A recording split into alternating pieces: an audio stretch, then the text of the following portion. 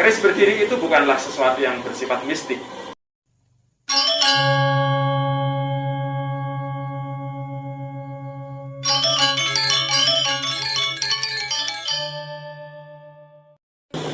Keris berdiri itu bukanlah sesuatu yang bersifat mistik, tetapi capaian kematangan dalam proses seni tempa.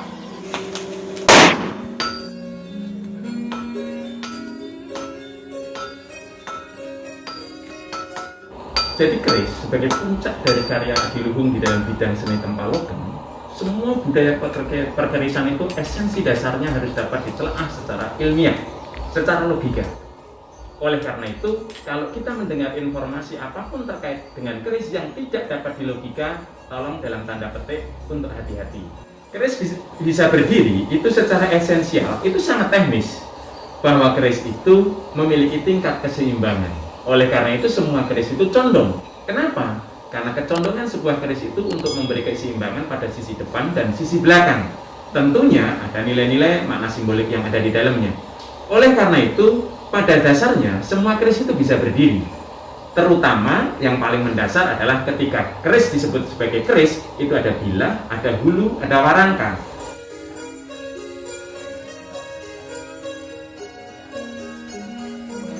Ketika itu pasangan aslinya, dia dipasangkan pasti bisa berdiri.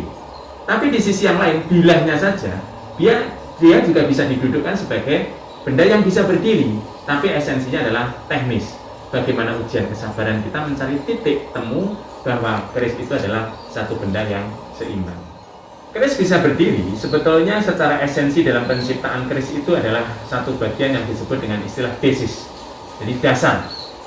Hampir semua empu di dalam membuat keris, ketika dia sudah dianggap sebagai seorang empu dan mencapai satu tataran tentang pasikutan, yang disebut pasikutan adalah proporsi dalam sebuah keris, maka karya ciptanya pasti bisa berdiri. Oleh karena itu, keris bisa berdiri menjadi salah satu fondasi dasar yang harus dicapai oleh seorang empu, bahwa karya ciptanya sudah sesuai dengan pasikutan atau proporsi atau anatomi keris yang baik. Esensi keris bisa berdiri adalah kita mampu mendirikan koridor makna nilai dalam keris itu, bahwa koridor esensial dalam keris adalah manusia itu harus mampu membangun manajemen atas diri personalitinya, sehingga apapun yang diberikan Tuhan kita dapat mencapai pada puncak tataran tertinggi atas potensi yang diberikan oleh Tuhan kepada kita selaku hambanya.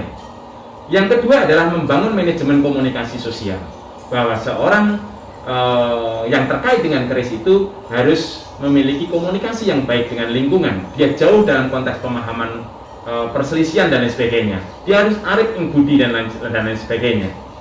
Kemudian secara alam lingkungan, dia juga harus mampu memayu ahayuning bawono. Artinya adalah membangun kesadaran atas keberadaan dirinya pada alam lingkungan di mana dia berada.